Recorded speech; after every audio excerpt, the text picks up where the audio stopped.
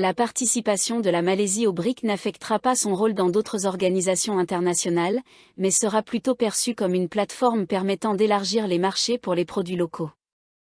Le ministre des Affaires étrangères, Datuk Seri Mohamad Hassan, a déclaré que la Malaisie devait réduire les risques et diversifier ses opportunités afin de renforcer son économie dans un contexte de géopolitique mondiale incertaine. La participation de la Malaisie au BRIC ne diminue pas son rôle dans d'autres organisations internationales, comme l'Organisation de la coopération islamique, OCI, le Mouvement des non-alignés, MNA, et la coopération économique pour l'Asie-Pacifique, APEC.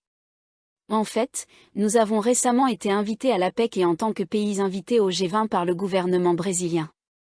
Nous avons exprimé la même préoccupation, à savoir que l'écart entre les pays développés et le Sud global est très significatif. En réponse à Pule, le rôle de la Malaisie n'est pas diminué, mais plutôt élargi, notamment dans le domaine économique, en ouvrant les marchés du pays, a-t-il déclaré en réponse à Ahmad Fadli Shahri, PN Pasir Mas, qui avait demandé comment la Malaisie se positionnait au sein des BRIC tout en évitant de donner l'impression d'être opposée à un autre bloc. Il a également interrogé la manière dont la Malaisie pourrait intégrer son agenda de participation au BRIC dans un contexte asiatique plus large, compte tenu de l'existence d'autres plateformes économiques régionales telles que l'APEC. Mohamad a ajouté, « Nous devons adopter ce que l'on appelle une politique de réduction des risques. Nous ne devrions pas nous appuyer excessivement sur les marchés traditionnels. Si quelque chose arrive à ces marchés, nous serons pris au dépourvu. Par conséquent, nous devons élargir et diversifier nos marchés. Ainsi, si un événement imprévu se produit, nous serons prêts. Dans le climat géopolitique imprévisible d'aujourd'hui, nous ne pouvons plus nous contenter de compter sur un seul pays ou système comme allié pour acheter nos produits.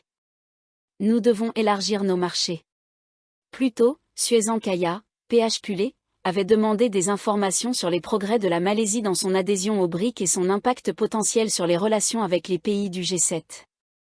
En réponse, Mohamad a affirmé que la participation de la Malaisie à des cadres multilatéraux comme les BRIC renforçait la confiance, la discrétion et la compréhension entre les nations.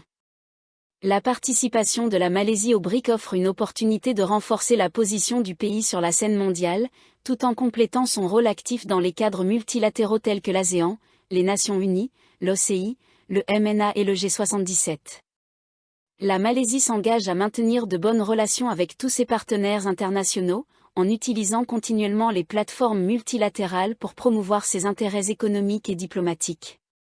Le 24 octobre, la Malaisie a été reconnue comme l'un des 13 pays ajoutés en tant que partenaire des BRIC, un bloc qui représente un cinquième du commerce mondial.